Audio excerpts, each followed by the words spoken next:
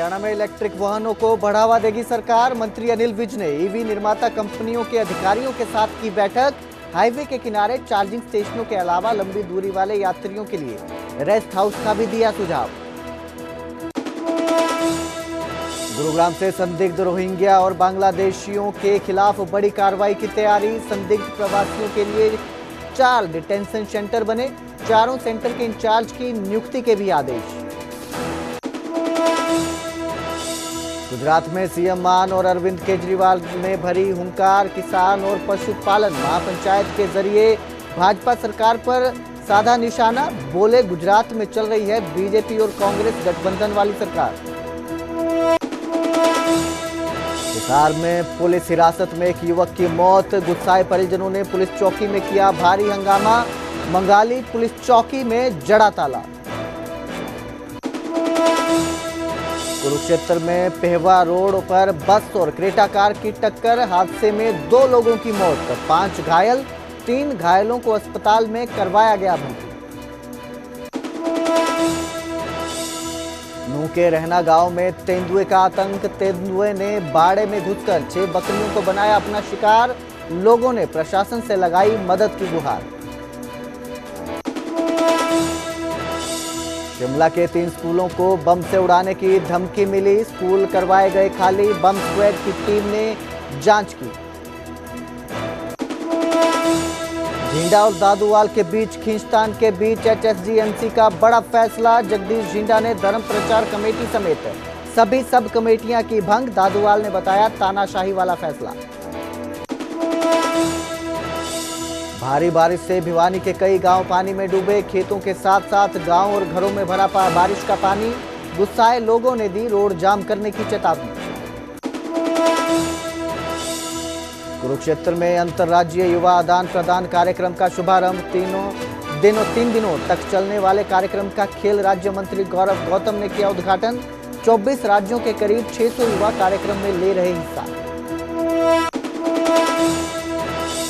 शिवरात्रि को लेकर हरियाणा के शिवालयों में उमड़ी श्रद्धालुओं की भीड़। बम बम बोले के नारों से गूंजा वातावरण। दूर दूर से जल लेकर आए कांवड़िए, कर रहे जलाभिषेक। ब्रिटेन के लिए रवाना हुए प्रधानमंत्री मोदी। यूके के किंग और कई बिजनेस लीडर से करेंगे मुलाकात। ग्लोबल मुद्दों पर होगी चर्चा।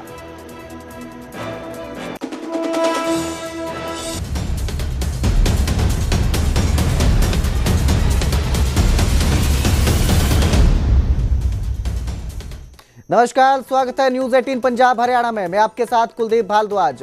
बुलेटिन की शुरुआत करेंगे मुख्यमंत्री नायब सिंह सैनी से, जो अभी पहुंचे हैं उनको दिखाते हैं। मोरनी पहुंचे हैं। मोरनी में वन महोत्सव कार्यक्रम की शुरुआत के मौके पर वहां पहुंचे हैं। तो सीएम नायब पहुंचे हैं मोरनी में वन महोत्सव के कार्यक्रम के आयोजन पर यहां पहुंचे। सभा के लिए 304 करोड़ रुपए खर्च किया। उसकी एवज में हमारी सरकार ने 10 वर्षों में 2446 करोड़ रुपया इस क्षेत्र के विकास के लिए खर्च किया है। ये नॉन स्टॉप सरकार है, गति से काम करने वाली सरकार है। आदरणीय मोदी जी के नेतृत्व में अब ये और 3 गुना गति से काम करने वाली सरकार है। मुझे ये भी खुशी है कि हमने पिछले 10 वर्षों में कालका विधानसभा में 176 घोषणाएं की। इनमें से 60 तो पूरी हो चुकी हैं, 9 के ऊपर काम चल रहा है और बाकी भी गति से जो भी बची हैं उनके ऊपर काम वो जल्दी पूरी हो जाएंगी।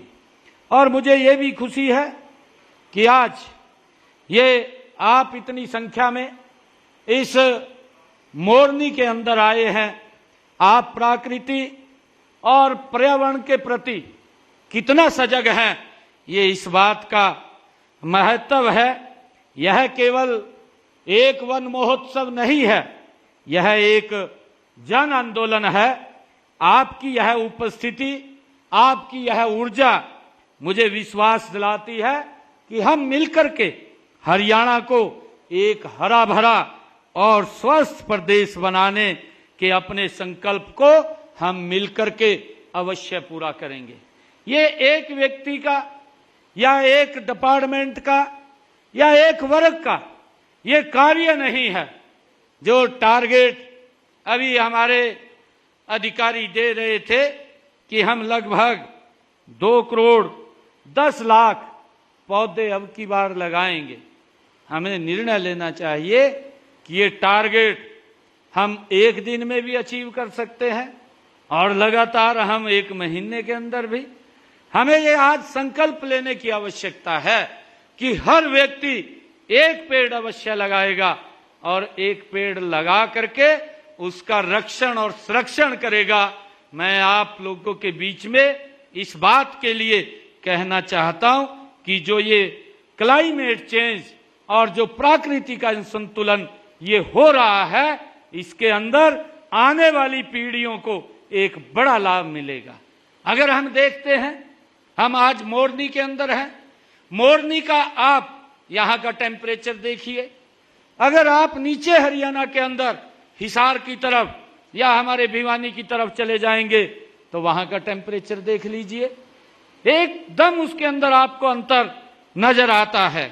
और उस टेम्परेचर के संतुलन को, प्रकृति के संतुलन को अगर हमने ठीक करना है तो हमें पौधे अवश्य लगाने पड़ेंगे। हम देखते हैं एक समय था यही प्रकृति का संतुलन था, परंतु इस लगातार भागदौड़ की जिंदगी में और आगे बढ़ने की लालसा के अंदर हमने लगातार पेड़ों का जो कटाव है वो ज्यादा कर दिया और जो पेड़ों का लगाने का वो कम रह गया। और जब पेड़ ज्यादा कटे और उसकी एवज में पेड़ कम लगे तो प्रकृति का संतुलन हो गया, वो बिगड़ गया।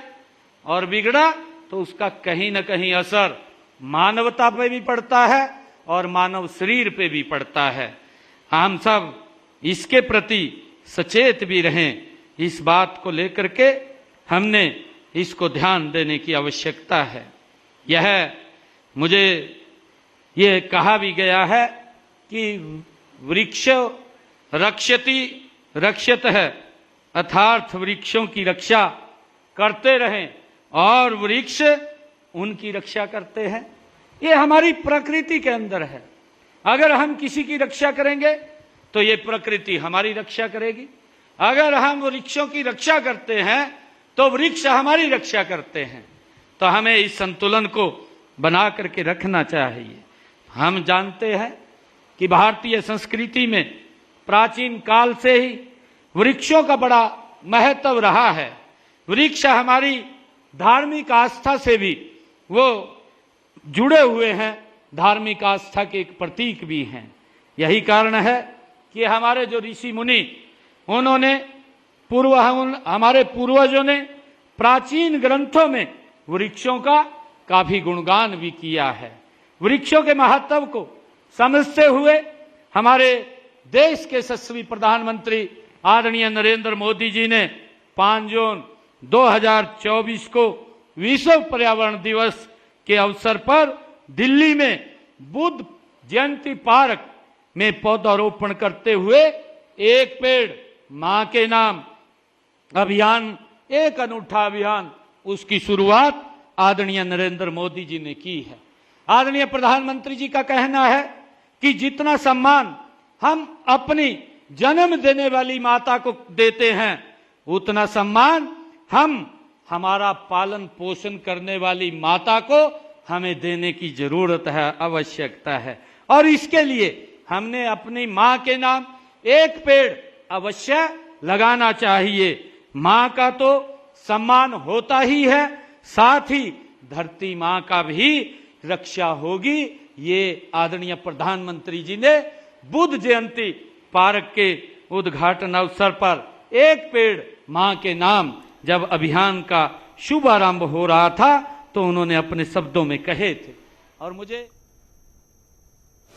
और अब बात करेंगे Bharat England Manchester test match की, जहां पर टॉस जीतकर भारत जो है वो क्रिकेट टीम करेगा, गेंदबाजी इंग्लैंड करेगा। भारतीय टीम में 3 बदलाव हुए हैं। अंशुल कंबोज का डेब्यू हुआ है। हरियाणा के करनाल के रहने वाले हैं अंशुल कंबोज। साई सुदर्शन और शार्दुल ठाकुर की टीम में वापसी हुई है। वहीं करुण नायर को बाहर किया गया है। 5 टेस्ट मैचों की सीरीज में भारत 2-1 से पीछे है। मैच में भारत के लिए करो या मरो की स्थिति बनी हुई है, लेकिन इस बार जो है टॉस जीतकर भारत ने बल्लेबाजी करने का निर्णय लिया है। इंग्लैंड गेंदबाजी करेगा।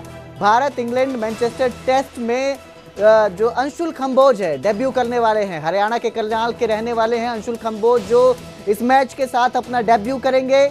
इनके साथ ही साई सुदर्शन और शार्दुल ठाकुर की वापसी हुई है टीम में। करुण नायर को टीम से बाहर किया गया है। आपको बता दें ये 5 टेस्ट मैचों की सीरीज है जिसमें भारत 2-1 से पीछे है और अब इस मैच में भारत के लिए करो या मरो की स्थिति बनी हुई है। फिलहाल जो है भारत ने बल्लेबाजी करने का निर्णय लिया है।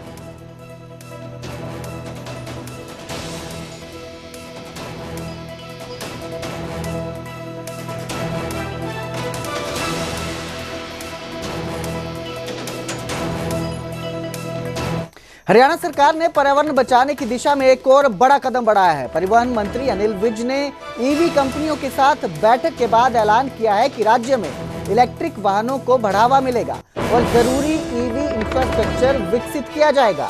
तो इलेक्ट्रिक वाहनों को सरकार बढ़ावा देगी। पर परिवहन मंत्री अनिल विज का ये बड़ा बयान है। प्रदूषण मुक्त यातायात को बढ़ावा देने के लिए सरकार प्रतिबद्ध है। ईवी के लिए जरूरी चार्जिंग स्टेशनों की जो समस्या है उसे भी दूर किया जाएगा। ईवी कंपनियों के फुल पैकेज स्कीम के सुझाव पर विचार किया जा रहा है। अनिल विज ने यह बताया है। बैठक के बाद ईवी कंपनियों से बुनियादी ढांचे के विस्तार पर जोर देने की अपील की जाएगी। हरियाणा को ईवी इंफ्रास्ट्रक्चर पायलट स्टेट बनाया जाएगा।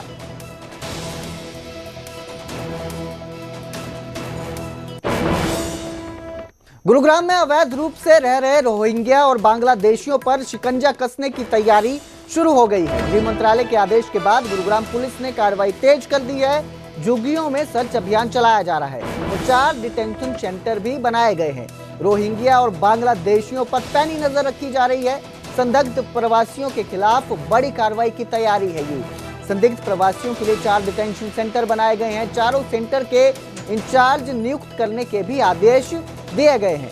पुलिस ने कुछ संदिग्ध प्रवासियों को हिरासत में भी लिया है।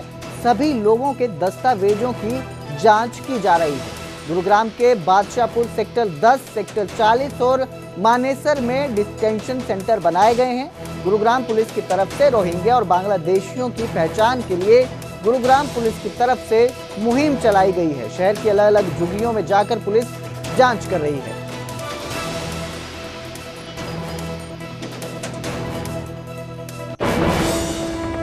हिसार में पुलिस हिरासत में एक युवक की मौत से हड़कंप मच गया है। शराब पीकर पत्नी से मारपीट के आरोप में पकड़े गए युवक की हवालात में संदिग्ध हालत में मौत हो गई। पुलिस हिरासत में एक युवक की मौत होने के बाद जो है हड़कंप मच गया। शराब पीकर पत्नी को पीटने के आरोप थे।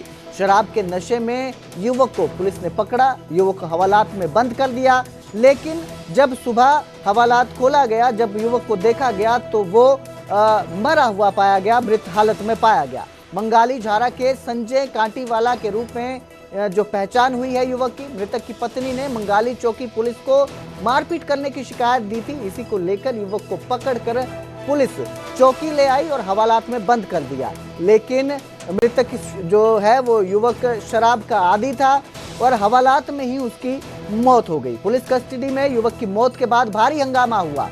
गुस्साए लोगों ने मंगाली चौकी पर ताला जड़ दिया है।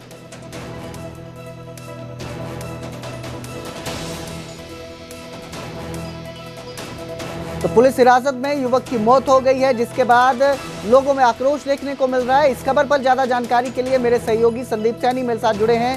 संदीप, क्या ये पूरा मामला है और जब उन्होंने सुबह देखा तो मृत पाया गया, जांच में क्या सामने आ रहा है, किस वजह से युवक की मौत हुई? जी, ये पूरा मामला जो है मंगाली झारा गांव का युवक है संजय। वो कल उसकी पत्नी ने शिकायत दी थी कि वो शराब पीकर घर पर झगड़ा कर रहा है और मारपीट कर रहा है। उसके बाद डायल 112 मौके पर पहुंचती है और पत्नी की शिकायत पर जो संजय है उसको हिरासत में ले लेती है और मंगाली जो चौकी है वहां पर लाकर पुलिस के सुपुर्द कर देती है। तो उसके बाद उसने शराब पी हुई थी और जो उसकी पत्नी थी उसकी शिकायत के आधार पर की उन्होंने कार्रवाई करते हुए कि जो मारपीट कर रहा था कोई अपराध ना कर दे, तो इसकी वजह से उन्होंने जो बैरिक बनी हुई थी चौकी के अंदर उसमें उसको रख लिया। तो उसके बाद जब सुबह उठ के देखा तो उसकी मौत हो चुकी थी। तो उसके बाद परिजनों को सूचना दी गई। परिजनों ने जी यही वजह जानना चाहते हैं, मौत की वजह क्या सामने आ रही है? जी, पुलिस का कहना है कि रात को इसने ज्यादा शराब पी हुई थी और वजह अभी तक कोई सामने नहीं आई है कि किस वजह से शराब पीने से है या अन्य वजह है। जो मृतक का शव है वो पोस्टमार्टम के लिए हिसार के नागरिक अस्पताल में रखवा दिया है और जो पूरे मामले की जांच है वो अभी जो ड्यूटी मजिस्ट्रेट नियुक्त किए गए हैं उनके द्वारा की जा रही है। जब और इनके जो परिजन है जब वो चौकी में पहुंचे तो उन्होंने आरोप लगाया कि पुलिस की लापरवाही की वजह से उनकी मौत हुई है। जो जहाँ पे रखा गया था वहाँ पर पंखा नहीं क्या था। पुलिस पर युवक के साथ मारपीट करने के आरोप हैं कि मारपीट की गई उसकी वजह से ये हो सकता है उसकी मौत हुई हो? जी, अभी तक परिजनों ने कोई भी ऐसा आरोप नहीं लगाया है कि पुलिस द्वारा मारपीट की गई है। पुलिस के जो परिजन है उनका आरोप है कि पुलिस की लापरवाही की वजह से ये मौत हुई है, क्योंकि जो जहां पर उनको रखा गया था वहां पर पंखा नहीं था और गर्मी की वजह से, क्योंकि शराब उसने पी हुई थी, वो तो उसकी पत्नी ने भी माना है और इसी वजह से उन्होंने कल उसकी संजय की जो पत्नी है उसने पुलिस को शिकायत दी थी। पुलिस को बुलाया था, 112 मौके पे गई थी गाँव में और ये आरोप लगाया था कि ये मारपीट कर रहा है बच्चों के साथ और मेरे साथ। उसके बाद ही पुलिस ने हिरासत में लिया था और हिरासत में लेकर जब चौकी में पहुंचे और उसको रात भर वहीं चौकी में रखा और जब सुबह उठ के देखा तो उसकी मौत हो चुकी थी। जी बहुत बहुत शुक्रिया संदीप इस पूरी जानकारी के लिए। हालांकि शख्स की मौत किस वजह से हुई, संदिग्ध परिस्थितियों में हवालात में बंद शख्स की मौत कैसे हुई, ये जांच का विषय बना हुआ है। जी सर, आप ही रहा था जी, मारने लगे, मैं बाहर ना आ गई, फिर सॉरी गेट बचना गया, फिर मैंने 112 फोन कर दिया जी, लड़का घर पर पहुंचा जी। ठीक है। बाद में आज लड़का तो मेरे से अपना जी ठीक ठाक ले आए थे जी, तो बोल रहा था ठीक नुको था, लड़का का ऑपरेशन करा, मैंने 2 लाख रुपये लगे और बाद में हमें बेरा कौन जी, मन तो सुबह बेरा लग गया जी, 8 बजे का लग गया। फिर कमेटी के प्रधान जगदीश सिंह झींडा ने सभी कमेटियों को भंग कर दिया है। झींडा और दादूवाल के बीच खींचतान के इस फैसले को जो है, खींचतान जो चल रही है इस फैसले की वजह मानी जा रही है। HSGMC की सभी सब कमेटियां भंग की गई हैं। HSGMC प्रधान जगदीश सिंह झींडा का ये फैसला है। धर्म प्रचार IT विंग शिक्षा क्षेत्र के चेयरमैन की जिम्मेदारी खत्म कर दी गई है। खेतीबाड़ी खरीद विभाग के चेयरमैन की जिम्मेदारी भी खत्म की गई है। झींडा और दादूवाल के बीच खींचतान इस सब की वजह बताई जा रही है। दोनों ने एक दूसरे पर आरोप लगाए हैं। बजट जांच से जुड़ी कमेटी पर यह फैसला लागू नहीं होगा क्योंकि उसे जनरल हाउस की ओर से अधिकृत किया गया था, लेकिन बाकी जितनी भी कमेटियां हैं उन सबको भंग कर दिया गया है। मैं ਹੁਣ ਤੋਂ ਤੁਰੰਤ ਪ੍ਰਭਾਵ ਤੋਂ ਆਪਣੇ ਉਹਨਾਂ ਮੈਂਬਰ ਸਭਾਨਾਂ ਦਾ ਆਦਰ ਸਨਮਾਨ ਕਰਦਾ ਹਾਂ, ਉਹਨਾਂ ਦਾ ਧੰਨਵਾਦ ਕਰਦੇ ਹੋਇਆ ਤੇ ਜਿਨ੍ਹਾਂ ਨੇ ਮੁੱਦਾ ਚੁੱਕਿਆ ਹੈ ਅਤੇ ਸਾਡੇ ਸਪੋਕਸਮੈਨ ਨੇ ਜੋ ਮੇਰੇ ਤੱਕ ਅਪੀਲ ਕੀਤੀ ਹੈ, ਮੈਂ ਇਹਨਾਂ ਦੀ ਪ੍ਰਵਾਨਗੀ ਕਰਦਾ ਹੋਇਆ ਤੁਰੰਤ ਪ੍ਰਭਾਵ ਹੁਣੇ ਤੋਂ ਹੀ ਜਿੰਨੀਆਂ ਚੇਅਰਮੈਨੀਆਂ ਬਣੀਆਂ ਨੇ, ਜਿੰਨੀਆਂ ਸਬ ਕਮੇਟੀਆਂ ਬਣੀਆਂ ਨੇ, ਤੁਰੰਤ ਪ੍ਰਭਾਵ ਤੋਂ ਉਹਨਾਂ ਨੂੰ ਮੈਂ ਰੱਦ ਕਰਦਾ ਹਾਂ ਤੇ ਜਿੰਨਾ ਚਿਰ ਤੱਕ ਅਗਾਂ ਜਿੰਨਾ ਚਿਰ ਮੇਰੇ ਕੋਲ ਪਾਵਰ ਨਹੀਂ ਆ ਜਾਂਦੀ ਤੇ ਉਹ ਕਾਨੂੰਨ ਦੇ ਹਿਸਾਬ ਦੇ ਨਾਲ ਹੀ ਅਗਲੀਆਂ ਚੇਅਰਮੈਨੀਆਂ ਤੇ ਸਬ ਕਮੇਟੀਆਂ ਨਿਯੁਕਤ ਕੀਤੀਆਂ ਜਾਣਗੀਆਂ। ਤੇ ਮੈਂ ਬੇਨਤੀ ਕਰਨਾ ਹੈੱਡ ਆਫਿਸ ਨੂੰ ਇਹ ਤੁਰੰਤ ਪ੍ਰਭਾਵ ਤੇ ਇਹ ਮੇਰਾ ਐਕਸ਼ਨ ਲਿਆ ਜਾਏ ਤੇ ਸਾਰੀਆਂ ਕਮੇਟੀਆਂ ਭੰਗ ਕਰਨ ਦੇ ਸਾਰਿਆਂ ਨੂੰ ਜਿੰਨੇ ਚੇਅਰਮੈਨ ਬਣੇ ਨੇ, ਜਿੰਨੀਆਂ ਸਬ ਕਮੇਟੀਆਂ ਬਣਾਈਆਂ ਗਈਆਂ ਨੇ ਮੇਰੇ ਦਸਤਖਤਾਂ ਦੇ ਨਾਲ ਮੇਰੀ ਲੈਡ ਪੇੜ ਤੇ, ਉਹਨਾਂ ਨੂੰ ਭੰਗ ਕਰਨ ਦੇ ਆਦੇਸ਼ ਜਾਰੀ ਕਰ ਦਿੱਤੇ ਜਾਣ। तो वहीं CET अभ्यर्थियों के लिए बड़ी खबर है। CET अभ्यर्थियों के लिए बड़ी खबर सामने आई है। उनके लिए विशेष इंतजाम किए गए हैं। CET अभ्यर्थियों के लिए मुफ्त यात्रा की व्यवस्था की गई है। CET के लिए यमुनानगर से 400 बसों की आवाजाही होगी। 150 सरकारी और 250 प्राइवेट बसों का इंतजाम किया गया है। कॉमन एलिजिबिलिटी टेस्ट जो होने जा रहा है, इसको लेकर ये तैयारियां की गई हैं, इंतजाम किए गए हैं।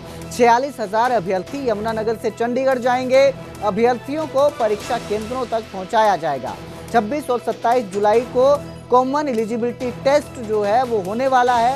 इसका एग्जाम है। अभी तक 4 लाख अभ्यर्थियों ने रजिस्ट्रेशन करवाया है और इसी के तहत जो इंतजाम है उनके आने जाने के लिए अभ्यर्थियों के ट्रैवल करने के इंतजाम किए गए हैं, जिसके तहत अब जो है बसों का इंतजाम किया गया है। 150 सरकारी और 250 प्राइवेट बसों का इंतजाम किया गया है। यमुनानगर से ये 400 बसें अभ्यर्थियों को केंद्रों तक, परीक्षा केंद्रों तक पहुंचाने के लिए उनका प्रबंध किया गया है। सरकार ने 26 और 27 जो एसएस बोर्ड है उसने 26 और 27 2 दिन निर्धारित किए हैं सीईटी के एग्ज़ाम के लिए। तो 26 में भी 2 शिफ्ट में एग्ज़ाम होगा, मॉर्निंग और इवनिंग, और 27 में भी मॉर्निंग और इवनिंग में शेड्यूल रहेगा स्टूडेंट्स का।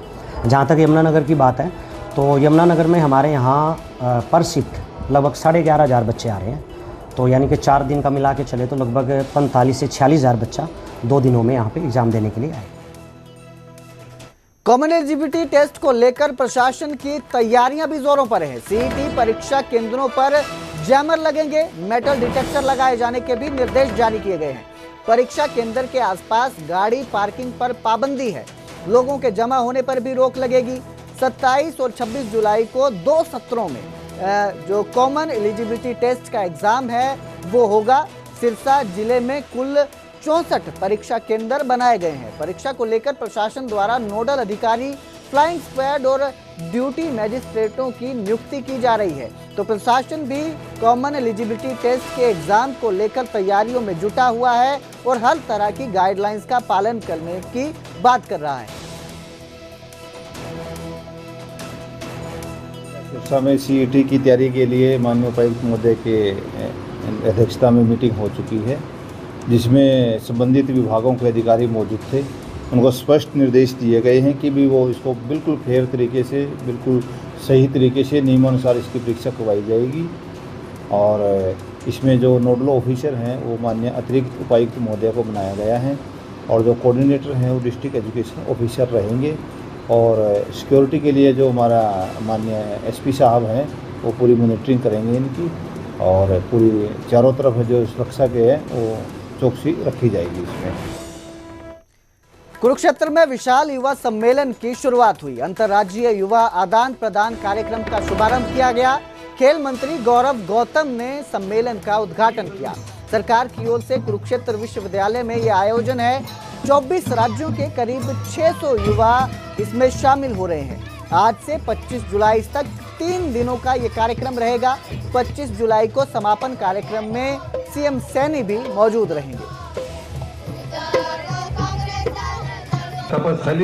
आज कुरुक्षेत्र में inter state youth exchange programme जो यूथ एम्पावरमेंट मिनिस्ट्री द्वारा आयोजित किया गया है, इसमें देश भर से 24 राज्यों के युवा प्रतिभा ने हिस्सा लिया है। और ये कार्यक्रम भर नहीं लेकिन पूरे भारत को जानने के लिए युवाओं को एक मौका है। वो ना अपने संस्कृति हो, प्रतियोगिताओं के माध्यम से अपने भाषण हो या एक दूसरे के भाषा हो, उसको समझने का ये युवा साथी काम करेंगे। और मुझे लगता है एक पहला ऐसा कार्यक्रम हरियाणा प्रदेश में है जिसमें भारत के सभी प्रदेशों के युवा साथियों ने आज इसमें हिस्सा लिया है। बहुत अच्छा, भव्य और दिव्य कार्यक्रम है। मैं सभी युवाओं को शुभकामनाएं देता हूं कि यहाँ से हरियाणा को जानेंगे भी और आपस में भारत के एक दूसरे के हर उस चीज़ को जानेंगे जो एक जिसमें भारत दिखाई देता है। जो नरेंद्र मोदी जी ने एक नारा दिया था, एक भारत और श्रेष्ठ भारत, एक प्रकार से उसकी छटा, एक लघु भारत की छटा आज कुरुक्षेत्र यूनिवर्सिटी में दिखाई दे रही है।